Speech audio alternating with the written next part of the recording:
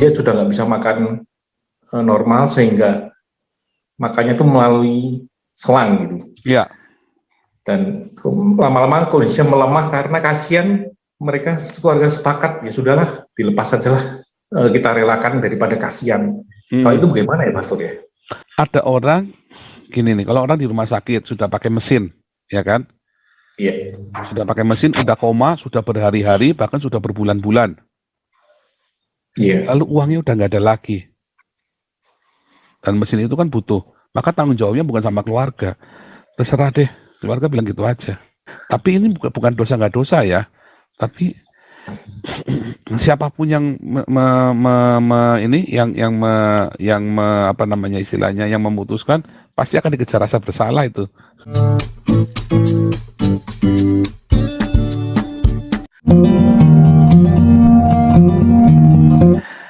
Pak Andre, silakan Pak Andre.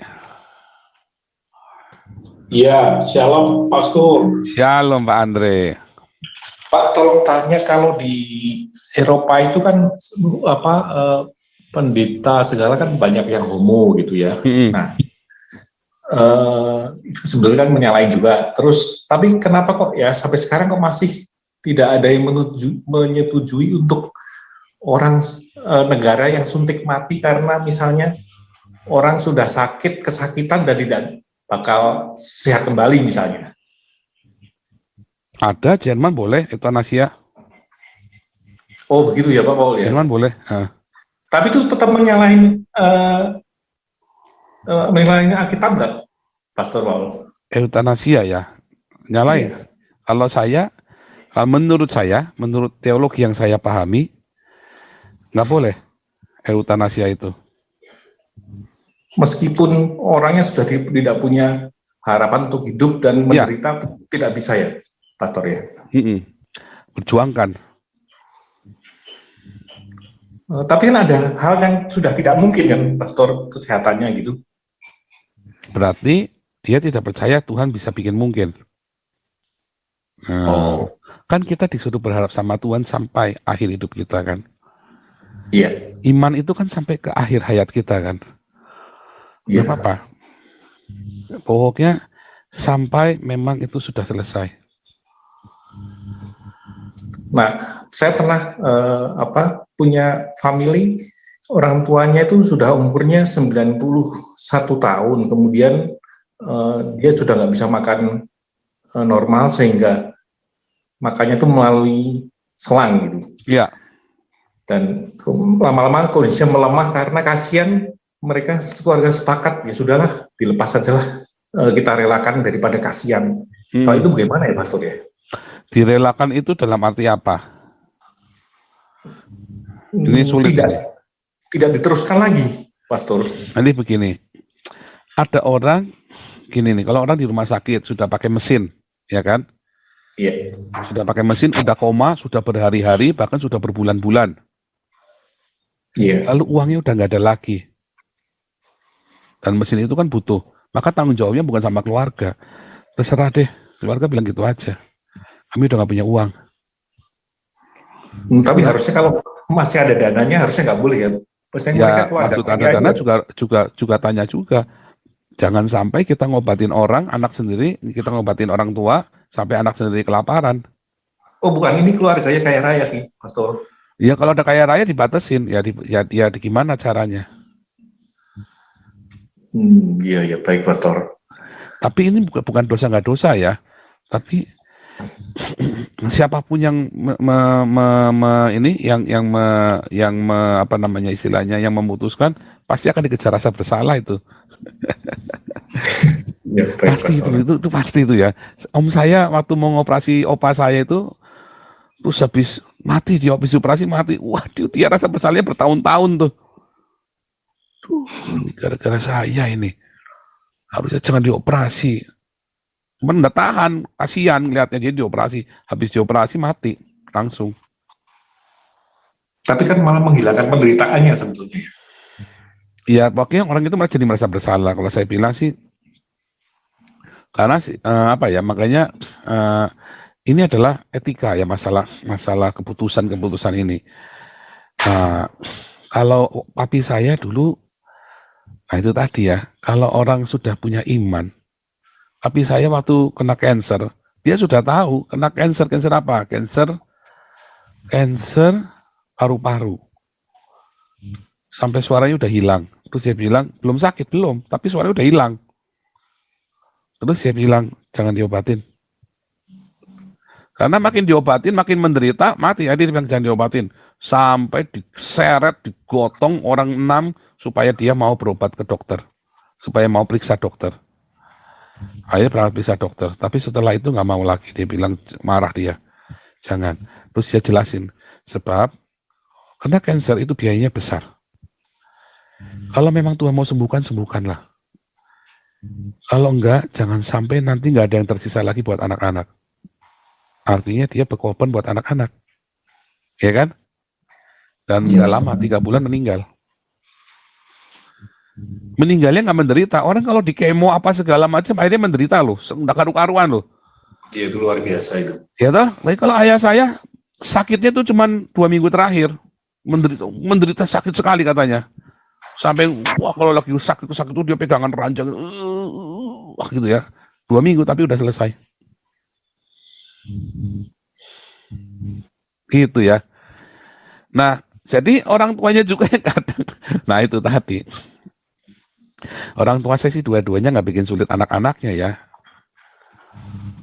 Saya juga berharap nanti matinya saya jangan bikin sulit anak-anak saya.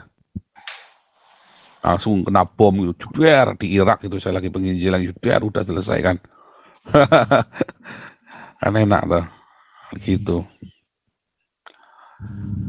Pastor, boleh tanya satu lagi ya? Iya. Kalau mengenai yang tadi ditanyakan sebelumnya itu mengenai yang pencobaan Tuhan itu, saya sudah beberapa kali menemui bahwa orang sakit yang dari awalnya sudah aktif sekali ke gereja sampai dia sakit pun tetap tidak bergeming ya sampai ajalnya. Tapi ya tetap meskipun meninggalnya pun sama sekali dia tidak pernah menyalahkan Tuhan gitu. Tapi tetap meninggal juga gitu, Pastor. Jadi maksudnya gimana? Ulangi pertanyaannya. Kalau yang ayat yang tadi kan tidak mencobai, akan dicobai melebihi kekuatannya gitu ya. Iya. Nah, itu tidak diberikan penyakit yang sampai akhir hayatnya pun dia tidak menyangkal, tapi tetap akhirnya meninggal juga gitu, Pastor. Diberi pencobaan yang tidak melampaui kekuatannya, kalau meninggal emang kekuatannya salahnya di mana?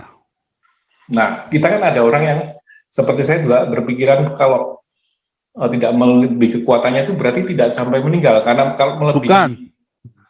Kekuatan itu artinya kekuatan dia untuk menimbanya sehingga dia gugur imannya kan. Nah, tapi kalau yang gugur imannya bukannya malah mungkin banyak juga gitu, Pastor. Artinya dia sebelumnya juga nggak punya iman. Oh. Nah, jadi gini ya.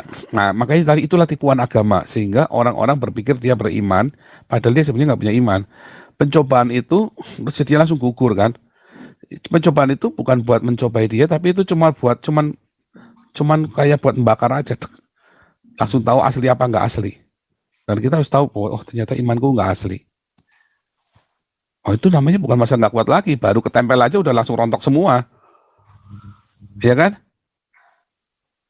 Artinya ada orang-orang ya, konteksnya itu ada di dalam masa-masa aniaya gereja, ada orang-orang yang mengalami pencobaan. Masuk di dalam aniaya. Balik lagi kesalahannya sampai semua aniaya itu selalu akibat dari kita. Kan kita sudah tahu resikonya kan, memberitakan Injil pasti dianiaya. Ya kan? Jangan khawatir, itu kan mendatangkan ketekunan. Terus itu akan memurnikan imanmu. Gitu loh. Sebenarnya bisa nanggung nggak bisa, nggak apa-apa. Oh tapi sampai mati, ya tapi bukan berarti kamu nggak kuat nanggungnya. Tetapi kan karena kan dibunuh kan, jadi bukan kita yang menanggung kan. Jadi kita kuat, nanggung kuat, nggak mungkin nggak kuat. Sampai edan, sampai sakit jiwa gitu loh, ya kan? Nggak kuat, kita kuat. Nah, tetapi ada orang yang gugur imannya. Ya dari awal harusnya dia sudah tahu dia nggak punya iman. Cuman dia hidup dalam tipuan agama.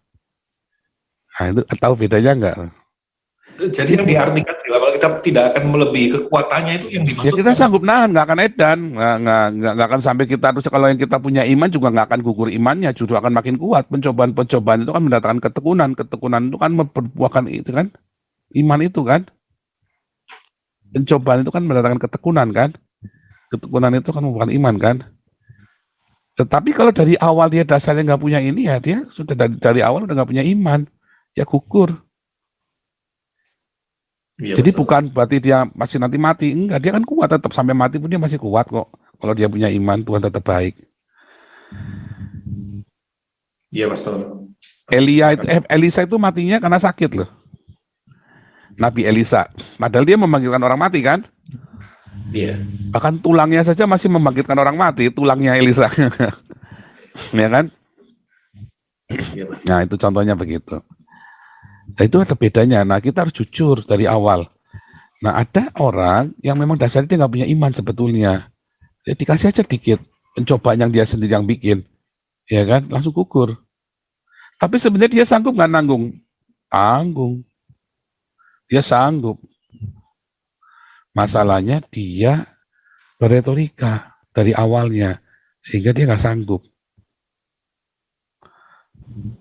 Gitu. Tapi kalau pencobaan itu membuat dia bertobat, dan dia cari Tuhan dengan tekun, sanggup, bukannya nggak sanggup. Menarik ya. Itu tadi malam ini kita bahasnya adalah tipuan agama. Karena kita masuk dalam tipuan agama. Artinya orang kalau sakit terus pasti nggak diberkati Tuhan. Nggak juga. Gitu ya. Cuman kita harus mengenal mana yang sakit karena kesalahan kita, mana yang sakit yang memang ada sebuah pencobaan, ujian gitu ya. Tapi kan firman Tuhan ya dan amin, umur panjang di tangan kanan, kekayaan hormat di tangan kiri. Nah itu Petrus Agung matinya umur 52 Pak. Iya karena doyan makan sate bruto, edan-edanan kalau makan. Dia berdosa kepada ini kan, bait Allah kan. Nah, coba Pak Petrus Agung jaga kesehatan. Firman Tuhan ya dan amin, jangan dilanggar. Tato itu tubuh kita bait Allah ditato itu boleh nggak, Pastor? Boleh. Oh iya. Saya ditato. Iya, Pastor. Saya tatoan besar tatonya saya. Nggak ada urusannya karena kita tidak hidup di dalam Taurat lagi. Tidak hidup di dalam perjanjian lama. Saya hidup dalam perjanjian baru. Ya. Dan saya suka tato. Ya. Besar. Kita bukan masalah dosa nggak dosa, tapi tato itu mengingatkan saya. Nah, itu ya. Terima kasih. Ya. Iya. Oke, ini yang ada yang apa? Ada yang spam ini sudah disingkirkan ya sama host ya. Katanya sudah ya. Oke, lanjut ya. Nih.